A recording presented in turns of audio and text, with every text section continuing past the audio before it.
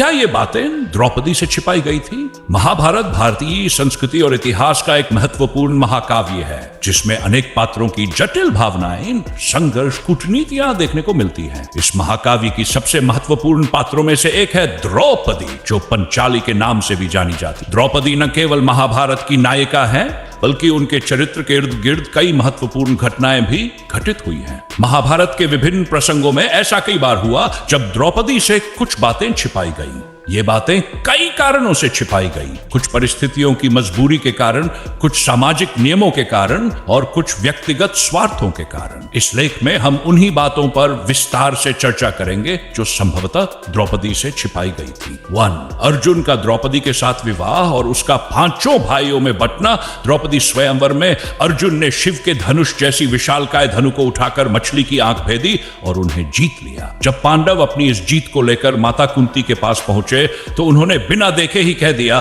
जो भी लाए हो उसे आपस में बांट। माता की इस आज्ञा के कारण द्रौपदी को 5 पांडवों की पत्नी बनना पड़ा। हालांकि इस निर्णय से पहले पांडवों और कुंती ने आपस में विचार किया, लेकिन ऐसा कहा जाता है कि द्रौपदी को इस निर्णय के बारे में पहले से कुछ नहीं बताया गया था। क्या यह बात द्रौपदी से छिपाई गई थी? हाँ, संभवतः स्वयंवर के बाद यह निर्णय अचानक लिया गया और द्रौपदी को इसके लिए मजबूर किया गया। 2. अर्जुन का उलूपी और सुभद्रा से विवाह। अर्जुन जब द्रौपदी से विवाह के बाद नियमों का उल्लंघन करते हुए युधिष्ठिर और द्रौपदी के कक्ष में प्रवेश कर गए तो उन्हें 12 वर्षों का वनवास मिला। इस वनवास के दौरान उन्होंने नागकन्या उलूपी और द्वारका की राजकुमारी सुभद्रा से विवाह। विशेष रूप से जब अर्जुन ने सुभद्रा से विवाह किया तो उन्होंने इसे गुप्त रखा, क्योंकि उन्हें पता था कि द्रौपदी को यह बात स्वीकार करना मुश्किल होगा। बाद में जब यह समाचार द्रौपदी तक पहुंचा तो वह क्रोधित हो गई, लेकिन श्री कृष्ण के समझाने पर उन्होंने इसे स्वीकार किया। क्या यह बात द्रौपदी से छिपाई गई थी? हाँ, प्रारंभ में अर्जुन ने यह बात द्रौपदी से छिपाई थी। पांडवों का जुए में सब कुछ हार जाना महाभारत के सबसे दुखद प्रसंगों में से एक था। राजसूय यज्ञ के बाद का द्यूत क्रीड़ा। शकुनी की कूटनीति के चलते युधिष्ठिर ने न केवल अपने राज्य बल्कि अपने भाइयों और स्वयं को भी दांव पर लगा दिया। जब युधिष्ठिर ने खुद को भी हार दिया तब भी उन्हें होश नहीं आया और उन्होंने द्रौपदी को भी दांव पर लगा दिया। इस पूरी जुआ क्रीड़ा में द्रौपदी को पहले से कोई जानकारी नहीं दी गई थी। जब दुर्योधन ने उन्हें सभा में बुलाने के लिए दास भेजा तो वे अचंभित रह गई और उन्होंने इस अन्याय का विरोध। क्या यह बात द्रौपदी से छिपाई गई थी? हाँ, युधिष्ठिर ने जुए में द्रौपदी को दांव पर लगाने की योजना के बारे में पहले से द्रौपदी को कुछ नहीं बताया था। वनवास और अज्ञातवास की कठिनाइयां।